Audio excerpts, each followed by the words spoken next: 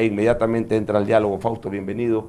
Buenos días. 4.000 millones de dólares que están por llegar del Fondo Monetario Internacional, nuevo crédito, llegan de golpe, llegan por parte, y ¿para qué pueden ser utilizados?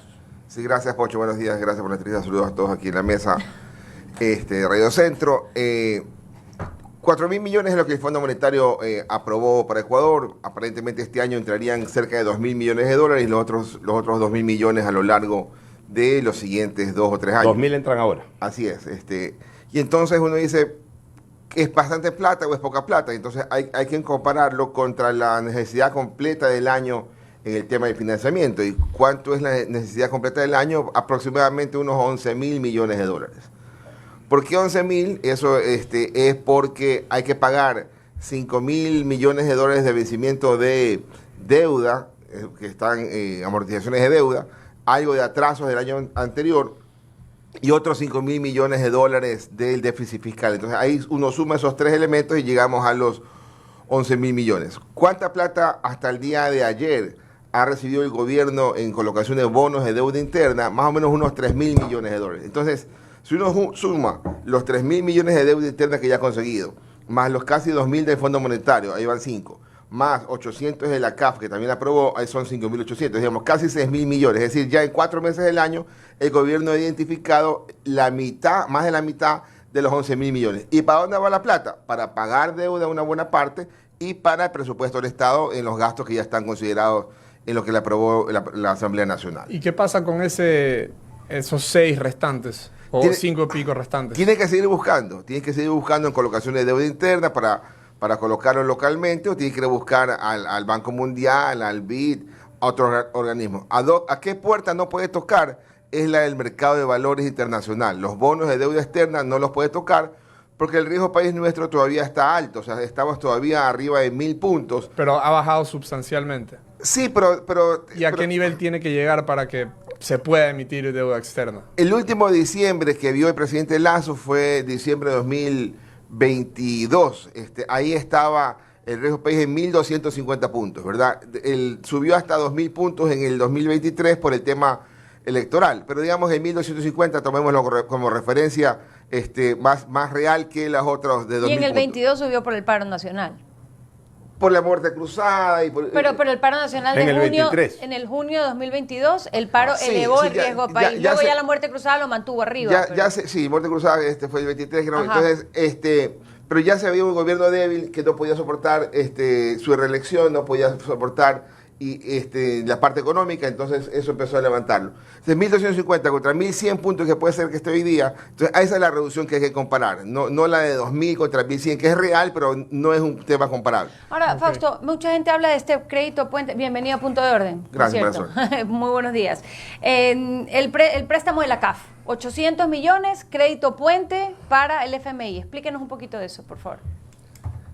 Sí, Ecuador tiene relación con multilaterales, el Banco Mundial, el Fondo Monetario, el BID, la CAF, el FLAR. Estos organismos le dan crédito. No necesariamente necesitas el aval del Fondo Monetario para que te den crédito, porque podemos estar peleados con el Fondo Monetario como estuvimos en una década pasada y ellos igual seguían dándote plata, ¿verdad? Sin embargo, es más sencillo tener el aval del fondo para ellos, porque dice, bueno, si tienen el aval del fondo, quiere decir que han pactado con el fondo un programa a cumplir. Entonces, el programa a cumplir usualmente venía acompañado de mejora en el precio de los combustibles o eliminación de los subsidios, mejora en la recaudación tributaria, ya subimos al 15%, pagar atrasos. Entonces, esas son cosas que están checando el Fondo Monetario siempre. O por ahí también una mejor ejecución del presupuesto para que tengas tú también un gasto que no sea un desperdicio. Y entonces la CAF te da el crédito rápidamente para que puedas también, hasta que llegue la rata de fondo, tú puedas seguir moviéndote en el día a día para atender el gasto del gobierno, que no lo estamos viendo todavía, o para pagar ciertas deudas que van venciendo a lo largo del año. Y en el contexto de gastos, es decir, en el contexto de egresos y de los ingresos para cubrir esos egresos, ¿cómo está la recaudación de todos estos impuestos nuevos que se crearon recientemente?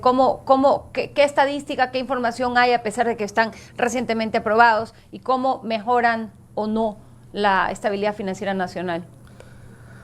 Sí, Si uno chequea el tema de impuestos hasta el mes de abril, ¿ya? El año pasado eran una cantidad importante. En el mes de abril del año pasado se recaudaron 1.800 millones de dólares. Este año, en el mes de abril, se iban recaudando algo así como unos 1.700 millones. Es decir, hasta el día de hoy todavía la gente paga impuestos, de las empresas sobre todo.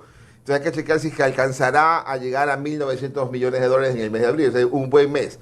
Pero ese buen mes de abril que está haciendo es igualando el año pasado. Entonces, de alguna forma uno dice, entonces no estás todavía sintiendo el impacto de la autorretención o sintiendo el impacto de algún impuesto que el gobierno ya puso. Porque el IVA recién lo vamos a empezar a ver en el mes de mayo. Porque en este mes estamos pagando. Las empresas reciben la plata y después se dan la vuelta y le entregan el SRI y el SRI se le da a finanzas. Entonces recién el IVA la vamos a ver el mes siguiente, en el mes de mayo. Pero ¿qué es lo que estamos también observando en el comportamiento macro? Las ventas. Las cifras de ventas según el SRI hasta el mes de febrero no están creciendo.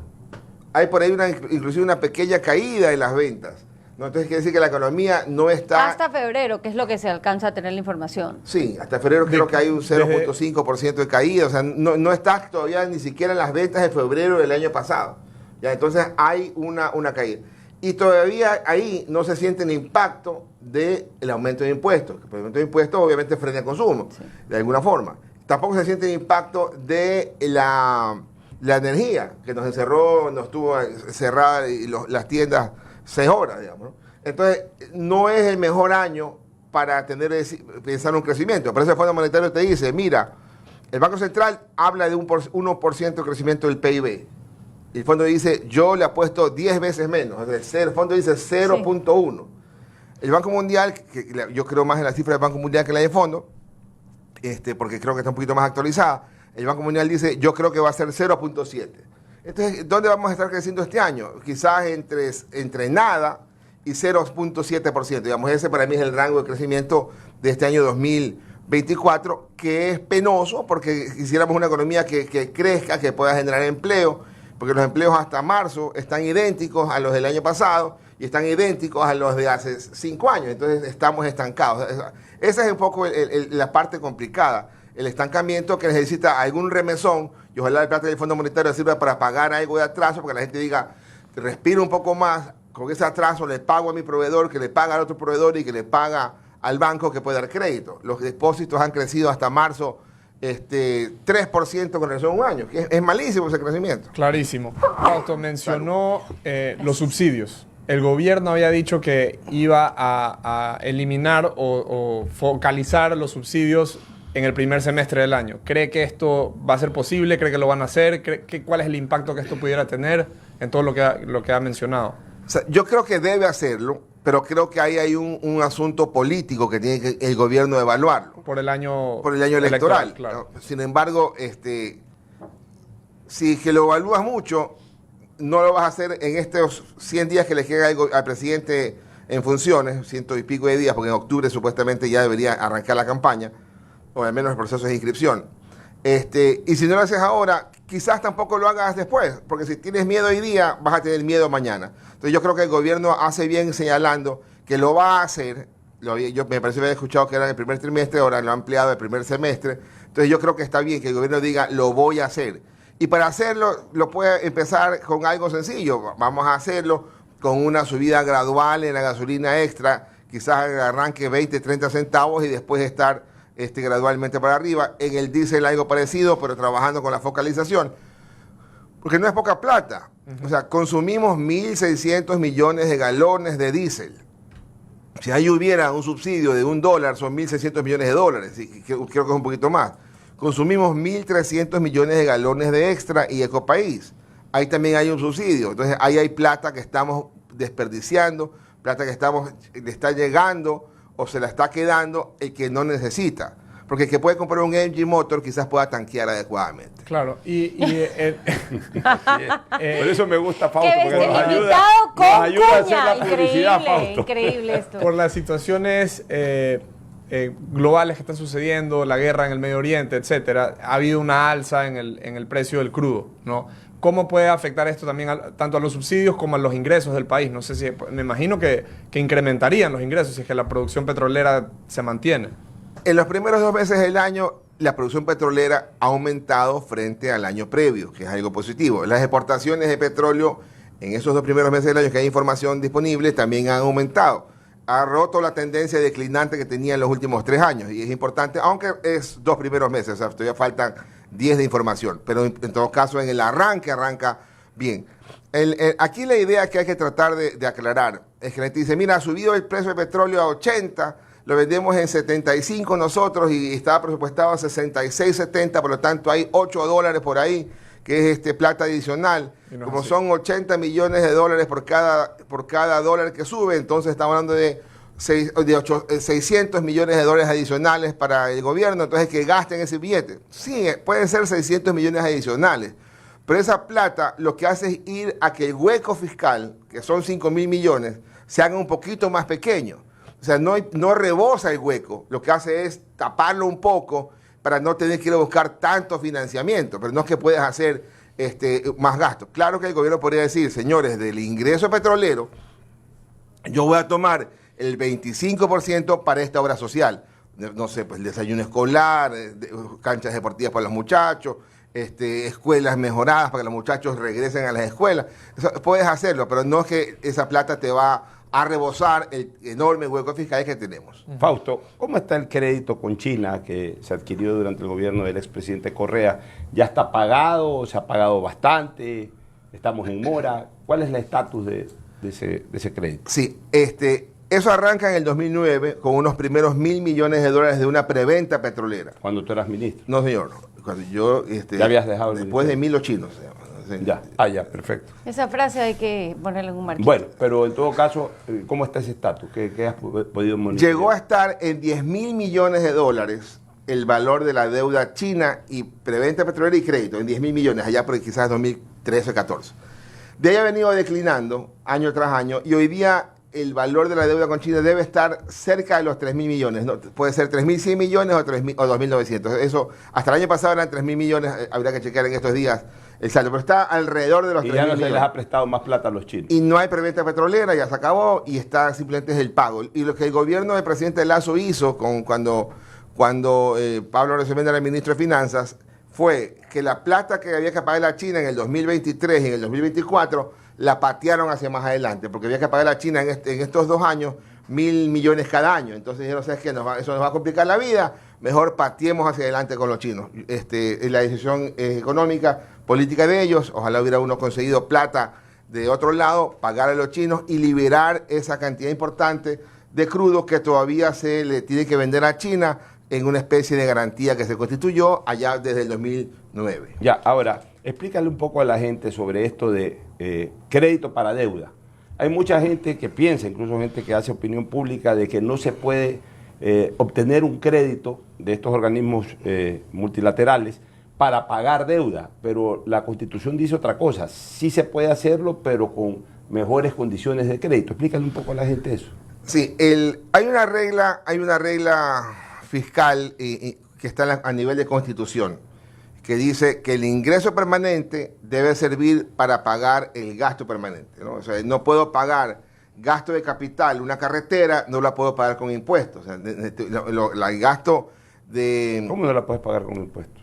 O sea, no alcanza, en todo caso, vamos a refrasear, que sí está bien. El gasto permanente, ¿verdad? Solamente puedes pagarlo con impuestos. Esa es la restricción. Si te sobra, haz lo que quieras con los impuestos. Pero el gasto permanente es gasto corriente, sueldos, ¿no? Salarios. O sea, digamos, hoy día, ¿cuánto cobramos de impuestos? Cobramos $16.000 millones al año. Entonces, esos 16.000 millones hay que destinarlos al gasto. ¿Qué gasto puedes pagar? El que te alcance. ¿Cuánto tienes tú en sueldos? 10.000 millones. Ya te quedan 6. ¿Cuánto hay que pagar de intereses de deuda? 3.000, te quedan 3. ¿Cuánto hay que pagar la seguridad social para el 40%? 3.000. Se te acabaron los impuestos. Entonces los impuestos solamente son esos gastos corrientes. ¿Y con qué pagas el resto? O lo pagas con tu ingreso petrolero o lo pagas con deuda. Pero no podrías tomar deuda para pagar sueldo. Esa es la restricción, ¿no? Que no puedo tomar deuda para pagar sueldo. ni tampoco puedo tomar petróleo para pagar sueldo, porque tiene que ser un ingreso que siempre exista para pagar un gasto que siempre existe. O sea, deuda sí puedes adquirir para pagar deuda.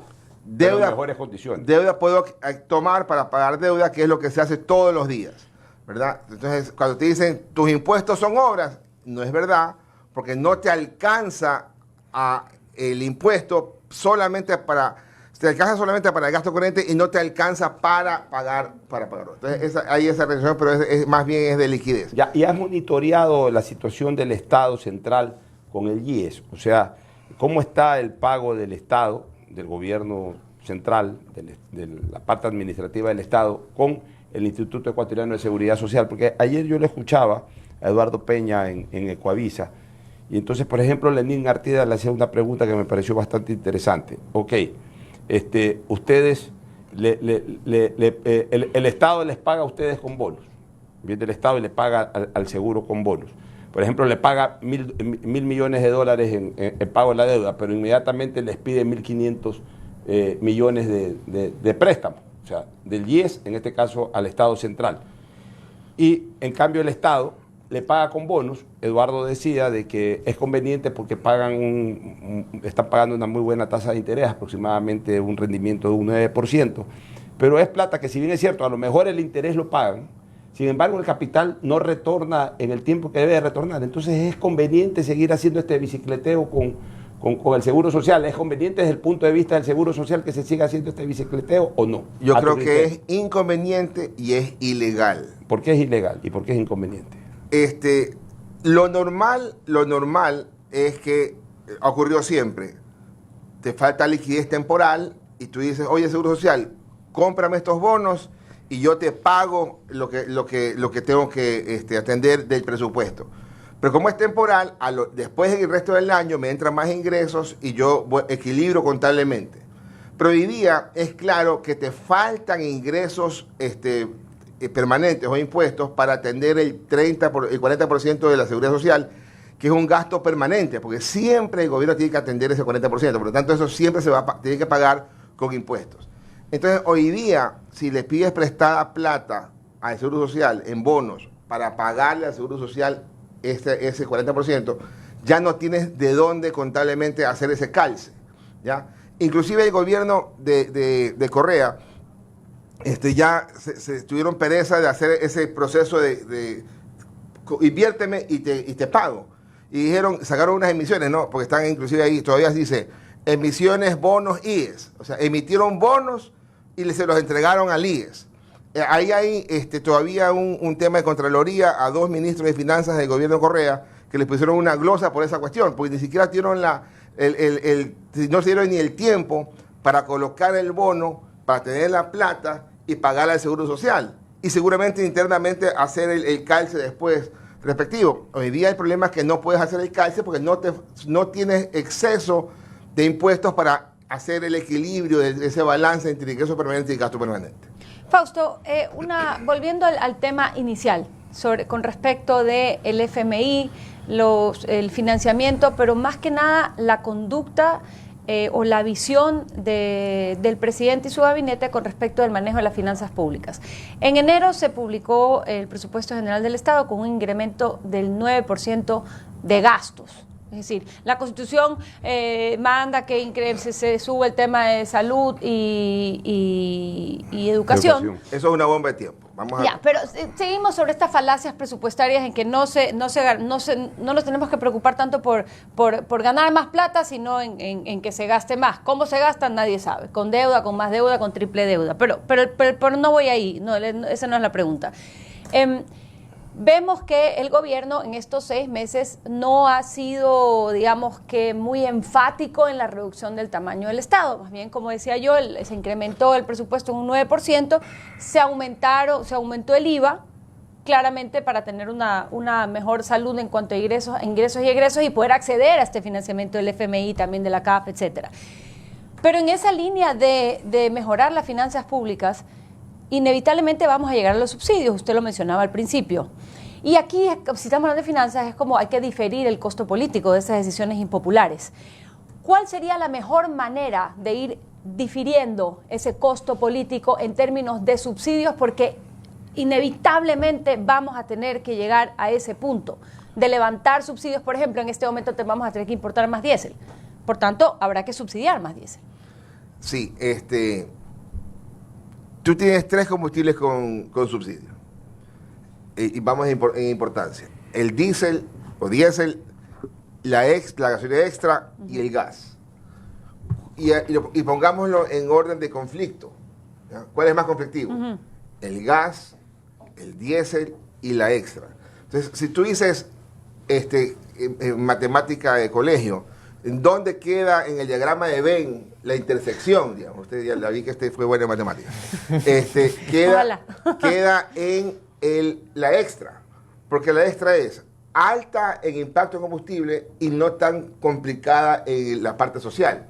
Entonces tienes que ir primero por la extra, después por el diésel, pero focalizado, y cuando no te has caído, ¿verdad? Y puedas pensar en un segundo periodo o tercer periodo, entonces quizás ahí irte por el gas. Pero no puedes tú decir, no voy a hacerlo. Porque el problema fiscal es tan grande, ¿verdad? Que no lo visualizamos, pero es tan grande que ya después que has corregido el tema de los impuestos, porque el IVA era un problema de hace 20 años que había que corregirlo, tienes los combustibles que tienen por corregirlo, que ojalá lo puedas corregir. Se te está juntando lo que te decía Pocho, el tema de la seguridad social. Yo en mi columna de este domingo en Expreso decía, para mí la seguridad social es Bruce Willis en la película Sexto Sentido. Está muerta la seguridad social. Igual que Bruce Willis en la película. Él nunca se enteró en la película que estaba muerto. Solo hasta el final. Solo hasta el final. Nosotros hoy día sabemos que ese seguro social está muerto. Están dando ahí como cual zombie, ¿verdad? Porque el tamaño del hueco actuarial... Pero recibe sangre de los vivos, Fausto. Sí, recibe sangre de los vivos y muertos. Claro, sí. Pero el tamaño del hueco actuarial del seguro social debe andar arriba de los 150.000 millones de dólares, ¿verdad? Que es más grande que el tamaño de toda la economía. O sea que toda la economía de un año hay que darle al seguro social para poder mantenerlo ahí andando. Y no recibe toda la plata del 40%. Porque lo que decía Pocho, el atraso del seguro social en estos primeros 3 meses del año son como 700 millones de dólares. O sea, encima que te pones plata de bonos, no le pagas a tiempo y sigues con atraso, ¿verdad? Entonces, ahí hay un problema Pero una enorme. decisión estructural sobre el IES, digamos que sería después del gas. Sí, claro, por supuesto, porque yo recuerdo en algún momento por allá por el 2019-2018 haber visto una especie de borrador que me llegó de alguna parte de la carta de intención de esa época. Y te decía, atiende al seguro social, amplíale la edad de jubilación, amplíale los aportes y aumenta las cuotas. Eso de ahí, cuando yo lo estaba leyendo, veía la televisión y incendiaba en Francia, incendiaba en Nicaragua por los mismos temas. Entonces aquí en Ecuador cogieron ese papelito, lo guardaron en el cajón. Quizás no lo volvamos a ver, yo me imagino, en la carta de intención que el gobierno tiene que presentar ahora para el crédito con el Fondo Monetario. Quizás no la volvamos a ver, pero seguramente está en el tapete. Y Peña creo que dijo eso de que van a analizar, van a socializar para ver si en diciembre... Ajá, noviembre, diciembre. Hacen algún cambio. Y está bien. No puedes tú poner todo al mismo tiempo en la parrilla porque es peligroso. Entonces, como ciudadanos deberíamos estar dispuestos a que primero nos suban la Ecopaís, después el diésel y después el gas. En teoría. Tolerarlo, digamos. Quizás debemos tolerarlo porque hay que entender que cada año el subsidio de combustibles es quizás 4.000 o 5.000 millones de dólares, dependiendo del precio del petróleo internacional a esa época. Y hemos estado por los últimos, por lo menos 20 años, con subsidios. Entonces, quizás hay más de 50.000 millones de subsidios que el gobierno ha tenido que asumirlo en forma de déficit fiscal y en forma de deuda. Allá en el 2003, en la carta de intención, el fondo decía, tienes que arreglar el subsidio de los combustibles. Pero cuando hablaba de ese subsidio, era el gas. Y cuando tocaron el gas, por ahí un par de presidentes se cayeron. Cuando Correa era ministro de Finanzas en el 2005, yo lo acompañé a Washington y siempre cuento esta anécdota, yo era subsecretario de Tesoro. Y la primera pregunta que le hizo la directora gerente del Fondo Monetario a Correa, Ann Kruger, le dice, ¿qué vas a hacer con el gas? O sea, no le preguntó la economía, el PIB, la inversión pública, no, ¿qué vas a hacer con el gas? Porque ese era el problema enorme, que desde esa época ya era 500 millones de dólares de subsidio, en una economía que era de 47.000 millones. Hoy día el subsidio sí se ha duplicado a 1.000 millones de dólares, pero el gas se quedó como de alguna forma estancado y el diésel se fue a las estratosferas. y la extra también. Entonces, ahí hay que corregir primero el menos conflictivo de los dos, entre el diésel y extra, es la extra, ¿no? Fausto, entonces, se ha llegado a un acuerdo con el Fondo Monetario Internacional donde nos van a dar un crédito de 4.000 millones de dólares en total, ¿no? Y esto básicamente va a servir para pagar la amortización de la deuda que se tiene con el mismo Fondo Monetario Internacional. Una ¿correcto? buena parte para eso, sí. Ok. Y de esta deuda que estamos pagando la amortización ahorita, ¿cuándo tuviéramos que pagar el capital? Que me imagino que es el grueso del crédito, ¿no? A ver, Rodrigo, tú tienes dos cosas. Los intereses de deuda, Que es lo que estamos pagando ahorita. que se lo registra como gasto, ¿ya? Y la amortización de deuda, que es el pago de capital. Ok. ¿Ya? Entonces, el pago de capital Ok, entiendo. este año son 5.000 millones de dólares de toda la deuda. Con el fondo, en los siguientes 4 años, van a ser 4.500 millones de dólares. Entonces, el fondo te dice, mira, yo te voy a prestar lo que me tienes que pagar a mí en los 4 años. Y de alguna forma te dice, con la expectativa de que tú los utilices hoy día en otras cosas también, pero tienes que saber que también me tienes que pagar a mí en los siguientes 4 años. Ok. Muy bien. Para terminar, Fausto, nos acaba de enviar el exministro Pablo Arosemena el siguiente mensaje, enviándote además un saludo especial. Dice, la renegociación con China del 2022 alivió flujo de caja en 1.400 millones de dólares. Entre paréntesis pone, se paga menos en deuda, quedan recursos para lo esencial. Cierra paréntesis. También se redujo tasa de interés en 100 puntos base, entre paréntesis 1%. Se liberó mitad del crudo atado, entre paréntesis, al ser los pagos menores por refinanciamiento, cierra paréntesis. Y se dio transparencia a una operación realizada en el pasado. Sí, es cierto, pero ojalá hubiéramos podido tomar deuda en otro lado y matar la deuda con China y liberar completamente. Lo que se hizo fue patear hacia adelante los vencimientos. O sea, y está bien, o sea, tienes que hacer eso, lo que está a tu alcance en ese momento, ¿no? Otra cosa es lo que quisiéramos que se haga. Yo quisiera hoy día que se pueda liberar todos los subsidios. No se puede políticamente, habrá que irlo haciendo gradualmente. Pero el valor de la deuda china, que es la pregunta original, sí, ha bajado de 10.000 a 3.000. Todavía está vigente porque la pateamos un poquito hacia adelante, aflojando el recurso. No se liberan recursos para el gasto, que un poco para estar en desacuerdo con esa parte con Pablo. Un fuerte abrazo, Pablo. Porque si tengo un hueco fiscal, lo que tengo es un alivio de no tener que buscar 1.000 millones para pagar la China. Ahora va a tener que no buscar esos 1.000 millones, porque no es que me sobró plata, ¿no? Ya, muy bien, te agradecemos, Fausto.